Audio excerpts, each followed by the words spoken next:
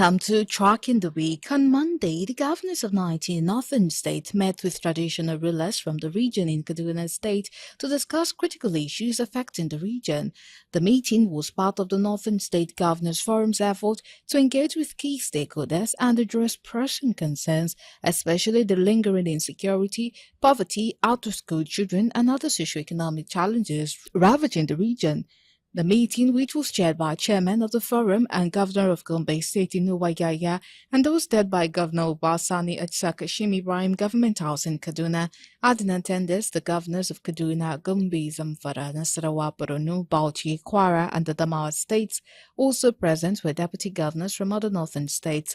The Chief of Defence Staff, General Christopher Musa, also attended the meeting and briefed the governors on efforts by the military to tackle banditry, terrorism, and other security challenges bedeviling the northern region. Also on Monday, following the directives from the Non-Academic Staff Union of Universities (NASU) and Senior Staff Association of Nigerian Universities (SANU) to embark on an indefinite nationwide strike, the University of Ibadan branch commenced the strike over unpaid 4 months without salaries despite numerous memoranda of agreement since 2009. Speaking with journalists after the emergency Congress meeting held at the University of Ibadan, members of both unions say they are joining the call by the national body. Chairman, Non-Academic Staff Union NASU, Comrade Ogunlade Oluwafemi, and his counterpart from SANU, Comrade Abiodun Omishore, expressed disappointment and frustration, stating that numerous letters, meetings, and protests have not yielded any result.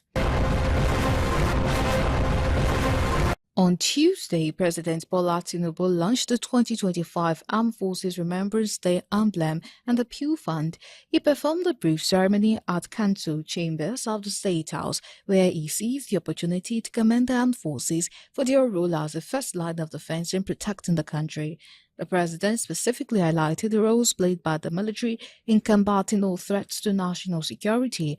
According to Tinubu, it will be impossible to promote peace and development without security, hence the patriotic commitment of the armed forces to Nigeria's unity, stability, and progress remains invaluable. In appreciation of the effort of fallen heroes to national security, the Secretary of Government of the Federation, George Akome, pledged the donation of 500 million naira on behalf of officials of government. Also on Tuesday, the Transmission Company of Nigeria blamed the prolonged power outage in the northern part of Nigeria on lingering spate of insecurity in the area. The managing director of the company, Engineer Abdulaziz Sule, while speaking with journalists in Abuja, said all attempts being made to repair the damaged Shiroro Mando 330 kV SC Line 1 and 2 have been threatened by bandits. Correspondent Kunle Ojo reported that Engineer Abdulaziz Sule stressed that efforts were made to use local vigilantes who confirmed snap conductor on the tower but could not identify the tower number. Speaking in the same vein, the Minister of Power, Adebayo Adelabo, revealed that engineers working on the line repair work under the surveillance of security personnel and leave the site by 6 p.m. On Wednesday, the Senate confirmed nomination of all 7 ministerial designates forwarded to it by President Bola Tinubu.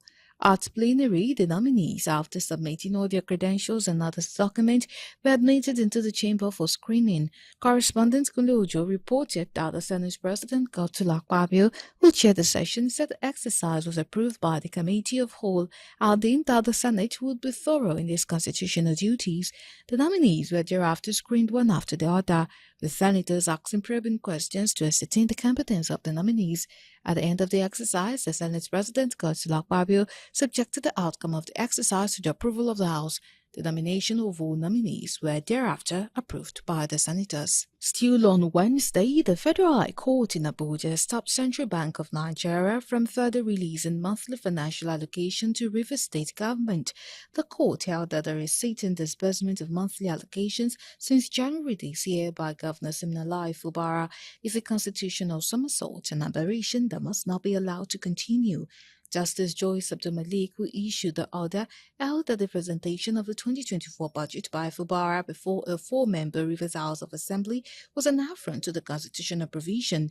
It was reported that the judge said that Fubara's action in implementing unlawful budgets marked gross violation of the 1999 Constitution he swore to protect. President Bola Tinubu in Abuja said the cordial relations enjoyed between Nigeria, Republic of France, People's Republic of China, and Kingdom of Denmark over many years should translate into mutual economic benefit for citizens, particularly in key areas of education, health, and infrastructure. The president gave an assurance of expanding economic diplomacy at the ceremony at the State House to receive letters of credence from the Ambassador of French Republic, Marc Forbostier, Ambassador of Kingdom of Denmark Jen Olen Bosch Hansen, and Ambassador of People's Republic of China Yu Denhai. President Tinubu, who is scheduled to pay a state visit to France, told the French ambassador that his friendship with Emmanuel Macron and the diplomatic ties between both countries should be felt by citizens. He urged for the French support for the ongoing reforms in the country, which seeks to strengthen institutions and improve livelihood of citizens. Still on Thursday, the National Economic Council has asked that tax reform bills be withdrawn from the National Assembly so as to allow for wider consultation and consideration for the benefit of Nigerians. Oyo State Governor Seyi Makinde announced this while briefing State House correspondent as part of a resolution reached after the Council took presentation from the Fiscal Policy and Tax Reform Committee during the meeting presided over by Vice President Kashim Shettima. Also, following the devastating effect of recent flooding in 217 local governments or 34 states across the country, the National Economic Council, among other resolutions, charged the Federal Ministry of Water Resources to conduct a massive integrity test on major dams in the country. Governor of Anambra State Charles Soludo also hinted that the Council has called for more effort and collaboration from the state emergency management agencies towards mitigating devastating effects of flooding. On Friday, President Bola Tinubu received the National Economic Council's recommendation that the tax reform bills already sent to the National Assembly will be withdrawn for further consultation. In a statement issued on Friday, Bayo Onanuga, Special Advisor to the President, Information and Strategy, said Tinubu commended the National Economic Council members, especially Vice President Shettima and 36 state government for their advice, but believes that the legislative process, which has already begun, provides an opportunity for inputs and necessary changes without withdrawing the bill from the National Assembly, while urging the NEC to allow the process to take its full course. President Tinubu welcomes further consultation and engagement with key stakeholders to address any reservation about the bill, while the National Assembly considers them for passage. Still on Friday, there was mild drama at the Federal High Court as some of the children among the 76 protesters fainted in court. They were brought to court for arraignment before Justice Obiora Egwatu. Correspondent Kolojo reported that the courtroom was thrown into confusion when some of the minors among the detained 76 and bad governance protesters collapsed. The ugly trend forced the justice to abruptly rise as some of the children fainted and were attended to. The children, looking very sickly, wrinkled in pain and made screeching sounds.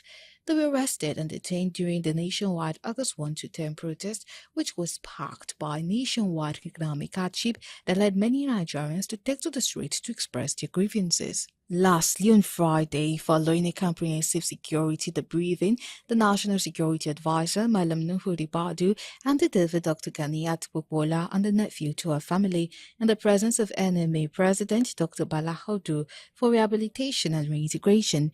The handover ceremony, which included representatives from the Defense Headquarters, Ministry of Health, Nigerian Medical Association, and the National Association of Resident Doctors, provided an opportunity for security personnel to highlight the effort made to rescue Dr. Ganiat's release.